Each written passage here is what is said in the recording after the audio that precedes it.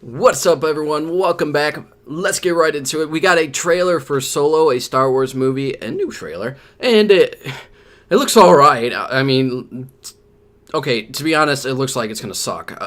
The acting in this movie just feels off. The character does not feel like Han Solo. It doesn't look like him. It doesn't feel like him. It just feels like a poser trying to act like a badass, and it just rubs off the wrong way.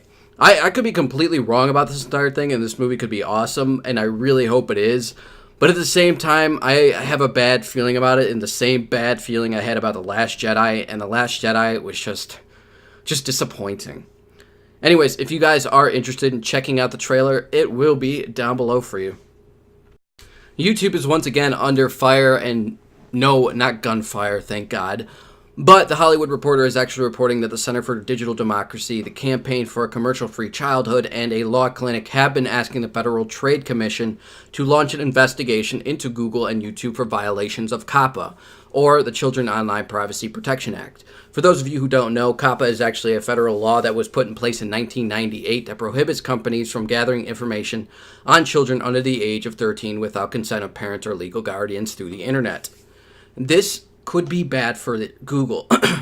If they are found guilty of this, they could be fined for each and every one of the violations, which could easily rack up to billions of dollars in penalties.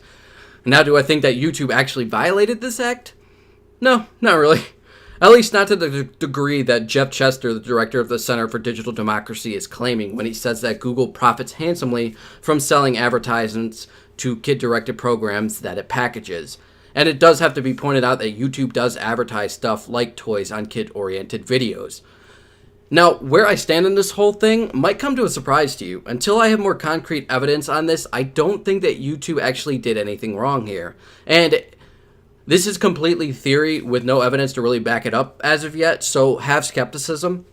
While I do find it weird that YouTube advertises children toys to kids on videos, what I'm going to assume is that YouTube and Google isn't tracking the information on the child, just the account user possibly having a child based off the content that's being viewed.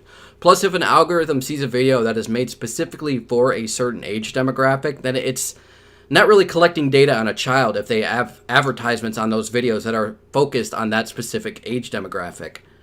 And then with toy advertisements, that's probably just based off the content that's being viewed. If you're looking up a video on specific toys like Legos, there's a good chance that you're going to get ads that match up with that. I mean, that's just smart advertisement. I mean, I watch a lot of game videos, so it makes sense that a vast majority of the ads I get are either PUBG ads or some lame-ass mobile game with D-rank actresses with cleavages taking up about 1/3 of the camera, giggling about how awesome this game when in actuality it just looks like dog shit that was lit on fire. But at the end of the day, the last thing I want to see is more regulations on YouTube. Mark Zuckerberg basically admitted yesterday in Congress that Facebook is politically biased against Republican Party, which came to absolutely no surprise to anybody, but it's still disheartening. I don't think that there should be any bias towards either party when it comes to social media. And it clarifies that social media is slowly moving towards this dark age of censorship, right where social media companies are jumping on this popularity that politics are no longer a concept of principles and beliefs on how a government and country should be run, but are instead social offenses that need to be supervised. And YouTube is sadly absolutely no exception. So the less regulations that we have from them, the better. Though I do have to say, I am kind of excited to see these sites keep moving in these directions with more and more regulations that segregate their audience even further. Because what these sites seem to have forgotten is that our country runs on capitalism. And capitalism only gives a hoot about one thing, and one thing only, and that's money. So the bigger they divide their audience up, the more they're going to be building a demand for the market for competition. And eventually a company's going to step up and create that competition. I got a little bit off topic, but that's okay. If you guys want to check out the entire Hollywood Reporter's article, I will leave it down below. And of course, what are your guys' thoughts on all of this? Feel free to leave those comments down below. And don't worry, if you don't agree with me, I won't delete your comment. You guys want some good news? Of course you do. We got an update from the Ghost Inside, who has announced that on April 15th, they're going to be holding a 10th anniversary celebration live Q&A for their debut album, Fury and the Fallen One, where they say they want to take the opportunity to open up about where they've been, where they're at, and where they're going. That again takes place on April 15th at 4 p.m. Eastern Standard Time, 1 p.m. Pacific Standard Time. And if you guys want to check out their statement on it, a link will be down below for you. System of a Down has announced they are heading on a mini tour on the West Coast this fall with support from At the Drive-In and Skeleton Witch. Check out the dates for that below. And are we finally going to get a new album from them? Like, can we get that sometime within my lifetime, please? That would be great.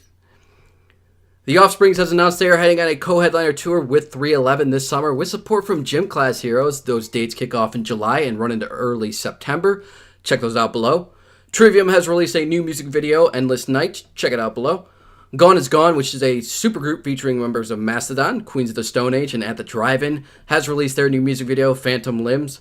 I actually wasn't a big fan of this group. Like, I like some of their songs on their debut album. This actually wasn't one of them. But I don't know. Maybe you guys will find it interesting. Check it out below. Now it's time for some things that are awesome. First off, we got Toy Story 4 getting an official release date for June 19th, 2019.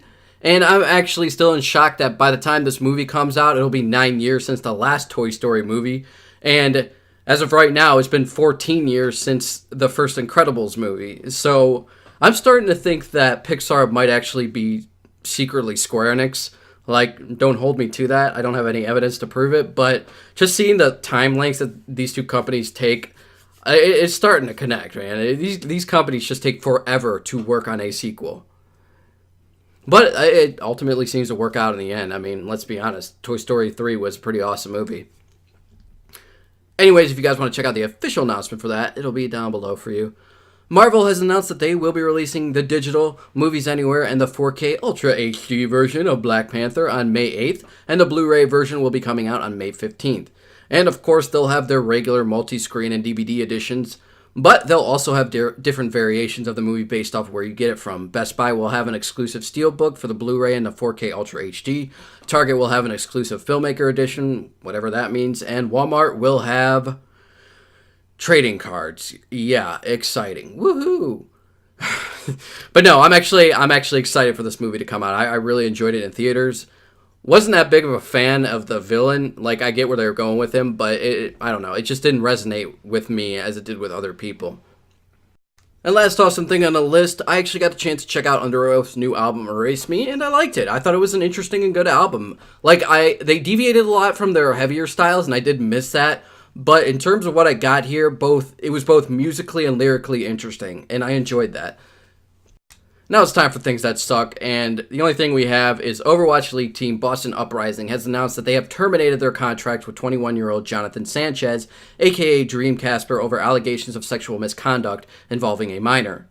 This originally began to spread on Sunday, April 8th, when screenshots were actually posted that portrayed conversations between Sanchez and a 14-year-old fan, who also released a statement claiming that their friendship gradually became more sexual, with him writing explicit messages on his Twitter DM and acting in sexual manners through FaceTime and Snapchat. So, yeah, good job on screwing that up. Brilliant one. Anyways, if you guys want to learn more on that, I will leave the link down below. Thank you all for joining me for this episode. Leave a like if you guys enjoyed it. Dislike if you didn't. Subscribe if you want more content. Share if you guys want to help the channel. And, yeah, I'm doing a Twitch later on tonight. So if you guys want to join me there, you are more than welcome to join in. As always, once again, thanks for joining me. I will see you later if you join me on the stream. And I will see you on the next one. If not, Mars out. Marvel has announced that they will be releasing a digital... Oh, wow. Well, that was terrible.